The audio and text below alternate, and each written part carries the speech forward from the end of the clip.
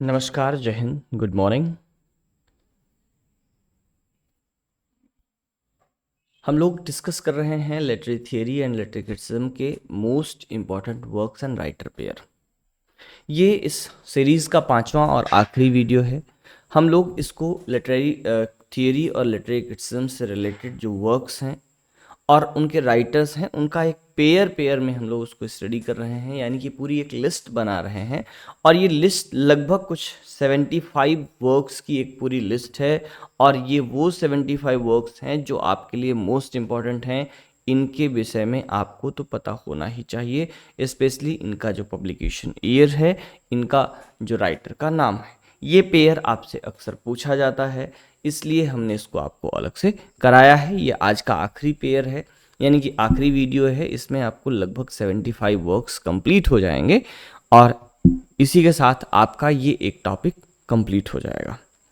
आगे बढ़ने से पहले एक छोटी सी इन्फॉर्मेशन है। ये है, आपको दिख रहा है स्क्रीन पर, that is rankers test series. ठीक है, ये टेस्ट सीरीज़ हम लेकर के आ रहे हैं आपके लिए।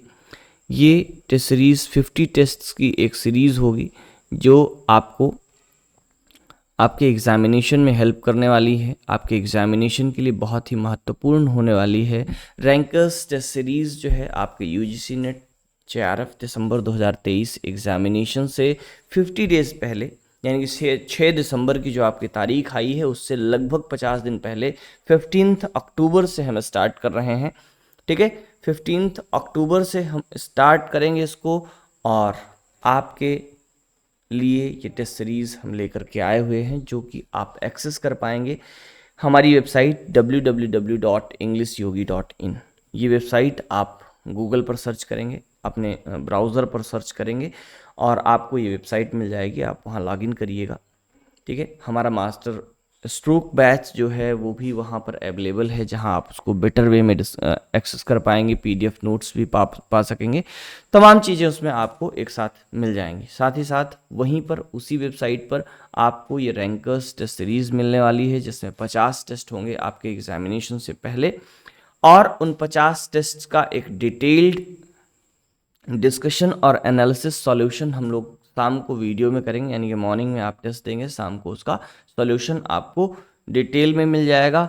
एंड साथ ही साथ आप जैसे ही एग्ज़ाम देते हैं, आपका रिपोर्ट कार्ड, यानी कि आपने कितना सही किया है, कितना गलत किया है, ओवरऑल आपकी रैंक क्या बन रही है, ये सारी चीज़ें आपको मिल जाएंगी। इस टेस्ट सीरीज़ को देने का सबसे बड़ा फ़ायदा ये है कि ये टेस्ट सीरीज़ आपको पूरे 50 दिनों में 5000 टॉपिक्स प्रिपेयर करा देगी। 5000 टॉपिक्स, 5000 क्वेश्चंस आपके सामने होंगे। आप 5000 टॉपिक्स प्रिपेयर कर चुके होंगे और यकीन मानिए, अगर उन 5000 टॉपिक्स का केवल 1% भी आपके एग्जामिनेशन में आ जाता है, then you will be JRF. तो ये बहुत ही महत्वपूर्ण टेस्ट सीरीज़ होने वाली है। अपनी तरह का ये एक नया और एकदम से नई चीज़ है, एकदम से नया प्रयोग है। सो विज़िट करिए वेबसाइट पर हमारी। और टेस्ट सीरीज़ आज अभी नहीं अवेलेबल है, हमें लगता है कि कल या परसों से ये टेस्ट सीरीज़ आपको चैनल वेबसाइट पर रजिस्ट्रेशन के लिए अवेलेबल हो जाएगी। ठीक है, तो बस इतनी सी इन्फॉर्मेशन थी। रैंकर्स टेस्ट सीरीज आपके लिए हम लेकर के आ रहे हैं 15 अक्टूबर से। ठीक है, 15 अक्टूबर से रैंकर्स टेस्ट सीरीज आपके लिए है। आगे बढ़ेंगे हम लोग और आज के जो वर्क्स हैं उनको देख लेंगे। ठीक है, आज के वर्क्स की बात करें तो सबसे पहला वर्क आपके सामने है, that is literature and society. Literature and society 1952 का वर्क है। This is an essay. Literature and society जो है 1952 का, ये जो है एक एसे है। ठीक है, एक निबंध है और जो कि पब्लिश हुआ था इन द कॉमन परसूट। ठीक है, 1952 की बुक थी। ठीक है, बुक का नाम है द कॉमन परसूट एंड एसे है उसमें एक, that is literature and society. इसको लिखा है एफ.आर. लेविस ने, 1952 में पब्लिश हुआ था। ठीक है, तो बुक का टाइटल कम इंपॉर्टेंट है, एसे का टाइटल जो चैप्टर था उसमें उसका इंपॉर्टेंस ज़्यादा है, लिटरेचर एंड सोसाइटी। और बुक का नाम है द कॉमन परसूट, 1952 में पब्लिश हुआ था। Second work is the great tradition, 1948। ठीक है, the great tradition famous work है एफ.आर. लेविस का, द ग्रेट ट्रेडिशन 1948। ठीक है, इंपॉर्टेंट वर्क है। आफ्टर दैट कल्चरल क्रिटिसिज्म से रिलेटेड है, कल्चर से रिलेटेड है, that is culture and anarchy. Culture and anarchy famous work है, that is very famous essay that was published in 1689 by Matthew Arnold. ठीक है, ये Matthew Arnold ने लिखा था और ये 1869 में पब्लिश हुआ था, मैथ्यू आर्नल्ड ने किया था। That is culture and anarchy 1869, Matthew Arnold. ये जो है आपके लिए बहुत ही इंपॉर्टेंट वर्क है, बहुत ही इंपॉर्टेंट ऐसे हैं। ये 3 हुए। 3 के बाद चौथा देखिएगा, दैट इज कंटेम्प्रेरी। ठीक है, नेक्स्ट है contemporary culture, contemporary cultural studies से रिलेटेड वर्क है। ठीक है, कंटेम्प्रेरी कल्चरल स्टडीज 1969 में पब्लिश हुआ था and it was written by Richard Hoggart. Richard Hoggart जो हैं कल्चरल स्टडीज के जो अर्ली 3-4 राइटर्स हैं, थियरिस्ट हैं, उनमें से एक हैं। रिचर्ड होगार्ट का फेमस वर्क है contemporary cultural studies, that was published in 1969। फिर कल्चर से रिलेटेड एक और वर्क है, that is culture and society. अभी इसके पहले आपने पढ़ा था literature and society, F R. Leavis का था। ये है कल्चर एंड सोसाइटी, 1958 का वर्क है। कब का है? 1958 का है। And this is written by Raymond Williams, who is considered as the founder figure of cultural studies. ठीक है, he was the head of the Birmingham, जो बर्मिंघम इंस्टीट्यूट है, बर्मिंघम में जो कल्चरल स्टडीज़ का जो डिपार्टमेंट ओपन हुआ था उसके पहले ये हेड थे और इन्हीं को पूरा श्रेय जाता है कल्चरल स्टडीज़ को बिगिन करने का। ठीक है, बट बाद में उस डिपार्टमेंट को बंद कर दिया गया था और अदर जगहों पर यूनिवर्सिटीज़ में ये डिपार्टमेंट्स अभी रन कर रहे हैं, बट जहाँ से शुरू हुआ था वहाँ बंद हो गया है। कल्चर एंड सोसाइटी 1958 किसने लिखा था? रेमंड विलियम्स ने। ठीक है, आगे बढ़ेंगे। नंबर 6 है मार्क्सिज्म एंड लिटरेचर। ठीक है, मार्क्सिज्म एंड लिटरेचर, ये Marxist theory and cultural theory दोनों से रिलेटेड वर्क है, Marxism and theory, because Raymond William is a Marxist as well as cultural theorist. ठीक है, 1977 का वर्क है Marxism and literature, Raymond Williams का वर्क है। रेमंड विलियम्स का एक तीसरा वर्क है culture and materialism, culture and materialism 1980 का वर्क है। तीनों वर्क्स बड़े इंपॉर्टेंट हैं, that is culture and society 1958, Marxism and literature 1977 and culture and materialism 1980। All are written by, ये तीन के तीनों जो हैं किसने लिखे हैं? Raymond Williams. ठीक है, ऑल आर, ये तीन के तीनों that is by Raymonds William, Raymond Williams. ठीक है, बहुत इंपॉर्टेंट पर्सनालिटी है, बहुत इंपॉर्टेंट वर्क्स हैं। ठीक, आगे बढ़ते हैं। Number 8 sexual anarchy, famous work है, फेमिनिज्म से रिलेटेड है। Sexual anarchy, sexual anarchy that was publish in 1990, ये लिखा गया था एलन सोवाल्टर। फेमिनिज्म से रिलेटेड वर्क है, that is related to feminism. अच्छा, जिनमें हम ये बता रहे हैं किस थियरी से रिलेटेड वर्क है, ये अलग से आप लिख लीजिएगा, क्योंकि ये भी पूछा जाता है एग्जामिनेशन में। जैसे मैचिंग पेयर्स जो पूछे जाएंगे, कभी कभी वर्क के साथ थियरी भी पूछी जाती है। तो किससे रिलेटेड है? फेमिनिज्म।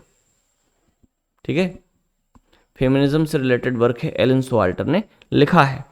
एंड दूसरा बहुत इंपॉर्टेंट वर्क है सिमन डी बुआ का, दैट इज सेकंड सेक्स 1949 का वर्क है, द सेकंड सेक्स, सिमन डी बुआ का वर्क है। ठीक, बहुत इंपॉर्टेंट वर्क है, मोस्ट इंपॉर्टेंट, आप इसको मार्क कर सकते हैं। ठीक है, ये भी किससे रिलेटेड है? ये भी जो है आपका फेमिनिज्म से रिलेटेड वर्क है। नंबर 10 है, that is contingency hegemony and universality. ठीक है, contingency, hegemony and universality.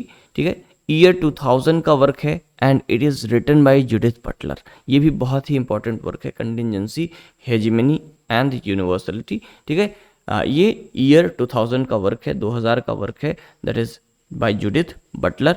Number 11 है, दैट इज सेमियोटिक जो है, दैट इज सेमियोटिक 1969, जूलिया क्रिस्टेवा का वर्क है। सेमियोटिक, जूलिया क्रिस्टेवा, इंपॉर्टेंट वर्क है। जूलिया क्रिस्टेवा भी इंपॉर्टेंट है और सेमियोटिक इनका जो वर्क है ये भी इंपॉर्टेंट है। ठीक है, आगे देखेंगे नंबर 11 के बाद 4 और वर्क्स हैं, 15 वर्क्स हम लोग इस वीडियो में कवर कर रहे हैं, ठीक है। नेक्स्ट है the sex which is not one, the sex which is not one 1977, ये भी किससे इंपॉर्टेंट है, किससे रिलेटेड है, ये भी फेमिनिज्म से रिलेटेड है, ठीक है। फेमिनिज्म से रिलेटेड वर्क है, लूसी इरिगेरी ने लिखा है, लूसी इरिगेरी, ठीक है। आगे देखेंगे कैन द सबाल्टर्न स्पीक, ये इंपॉर्टेंट वर्क है that is related to post colonialism,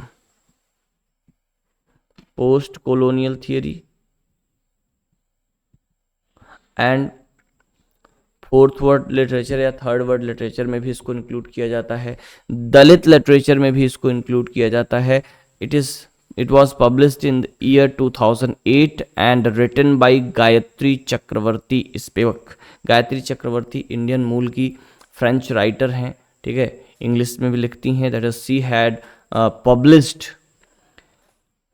a translation of Derrida's of grammatology, जो ऑफ ग्रामेटोलॉजी है उसका एक ट्रांसलेशन इन्होंने किया था इंग्लिश में, जो इंग्लिश ट्रांसलेशन है वो गायत्री चक्रवर्ती स्पिवक का है। That is can the subaltern speak. Thereafter एक अगला जो वर्क है mythologies, mythologies was publish in 1957, बहुत फेमस वर्क है, नंबर ऑफ टाइम्स एग्जामिनेशन में पूछा गया है। It was written by Roland Barthes, Roland Barthes का जो ये क्या है मैथोलॉजीज है, that is very important. After that the last work of the day is history of sexuality, history of sexuality that is 1976 का वर्क है, ठीक है, 1976 का वर्क है and it is written by Michel Foucault, ठीक है। History of sexuality Michel Foucault, बहुत ही इंपॉर्टेंट वर्क है, ठीक है। तो ये टोटल 75 वर्क्स हुए जिनको हम लोगों ने 5 पार्ट्स में डिस्कस किया है, ठीक है। कितने 5 पार्ट्स में हम लोगों ने इसे डिस्कस किया है। अब अगली जो सीरीज आपको मिलने वाली है जिसमें हम लोग डिस्कशन करेंगे, नेक्स्ट जो सीरीज होगी उसमें हम लोग कुछ और पेयर्स का डिस्कशन करेंगे। जैसे अगला जो हम लेकर के आ रहे हैं उसमें लिटरेरी टर्म्स और उसके क्वाइनेज जो होंगे वो भी लगभग हमें लगता है 5 या 6 पार्ट्स में हम लोग 75 के आसपास लिटरेरी टर्म्स का डिस्कशन करेंगे जो मोस्ट इंपॉर्टेंट हैं, जनरली आपसे पेयर्स में पूछे जाते रहे हैं। तो ये जो हम सीरीज़ में आपको 70, 75, 100 ऐसी चीज़ें कराएंगे तो इनको आप एकदम से गांठ बांध लीजिएगा, इसको रट लीजिएगा, ठीक है। इसको रट लेना ही आपकी भले की चीज़ है, इसको रटना बहुत ज़रूरी है। रटेंगे कैसे, कैसे याद होगा? लोग हमसे बार बार पूछते हैं सर ये चीज़ कैसे याद होगी, ये चीज़ कैसे याद होगी। अभी कल एक श्रीमान जी पूछ रहे थे कि हिस्ट्री में क्रोनोलॉजी कैसे याद होगी, ठीक ना। तो हिस्ट्री में क्रोनोलॉजी याद करने का सबसे आसान तरीका ये है कि चीज़ों को पहले तो आप सीक्वेंस में लिखें। जैसे ये क्या है, ये पेयर है, पेयर कैसे याद होगा, हमने आपको इसको पेयर में लिख करके दिया। अब आपका काम ये है कि बार बार इस वीडियो को देखें। जब आप कहीं कुछ और काम कर रहे हैं, ठीक है, तो आप कान में लगा लें, सामने इसको बजा लें, सुनते रहें। तो ये सारी चीज़ें, ये वर्क्स आपके दिमाग में जाते रहेंगे, गूंजते रहेंगे, तो ये धीरे धीरे आपको याद हो जाएंगे। इन द सेम वे जो क्रोनोलॉजी है चीज़ें, उनको जैसे जिसकी क्रोनोलॉजी आपको इंपॉर्टेंट लग रही है उसको आप लिख लीजिए, बार बार उसको पढ़िए, बार बार उसको पढ़िए, ठीक है। पूरी हिस्ट्री की जो आउटलाइनिंग है, हिस्ट्री की आउटलाइन जो हमने करीब 24-25 वीडियोस में हमने कवर की है, तो वो पूरी आउटलाइन आपको एकदम से दिमाग में याद होनी चाहिए। तो history, outline of the history जो है आपको पूरी तरह से याद होनी चाहिए, तब आप क्रोनोलॉजी को इजीली बिठा पाएंगे।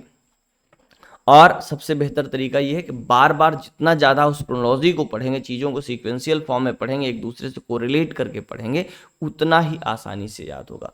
फिर एक सवाल और पूछा जाता है कि भाई जो ईयर्स हैं उनको कैसे याद करें। ईयर्स को याद करने का भी यही तरीका है कि ईयर्स को एक दूसरे के बाद आप सीक्वेंस में पढ़ें, एक दूसरे से कोरिलेट करके पढ़ें और बार बार पढ़ें, ठीक है। उनका एक क्रम बना लीजिए, पूरा लिख करके चार्ट रख लीजिए और आप नियम बना लीजिए। सुबह सुबह जो है आप उठेंगे तो पहले वही पलट करके पढ़ लेंगे। निश्चित मानिए JRF करने के लिए आपको 6 से 7 घंटे, 8 घंटे की पढ़ाई रिक्वायर्ड है। पूरे टाइम आप 4-5 घंटे भी पढ़ रहे हैं, लेकिन एग्ज़ाम से कम 1.5 से 2 महीने पहले, 60 से 70 दिन पहले आपको 7 से 8 घंटे की पढ़ाई तो करनी ही पड़ेगी। बहुत बड़ा सिलेबस है, इससे कम पढ़ करके आप रिवाइज भी नहीं कर पाएंगे, ठीक ना। तो ये इतना समय दीजिए, खुद को डेडिकेट करिए। 70 डेज़ के लगभग बचे हैं आपके एग्जामिनेशन में। और डेडिकेशन के साथ पढ़ाई करिए। आप विजिट कर सकते हैं हमारी वेबसाइट, जहां पर हम लेकर के आ रहे हैं आपके लिए रैंकर्स टेस्ट सीरीज़, जो कि आपके एग्जामिनेशन के लिए बहुत ही बेनिफिशियल होगी, बहुत ही हेल्पफुल होगी। और साथ ही साथ अगर कोई इशू है, कोई प्रॉब्लम है, आप हमारे जो कॉन्टैक्ट नंबर है, जो हेल्पलाइन नंबर है 8090160293, उस पर संपर्क कर सकते हैं। कॉल्स आप केवल 2 बजे से 5 बजे के बीच में करेंगे, और मैसेज आप कभी भी कर सकते हैं, मैसेज के रिप्लाईज आपको मिल जाएंगे। ठीक है, so thank you for this, thank you for watching, see you in another video और in another class, bye bye.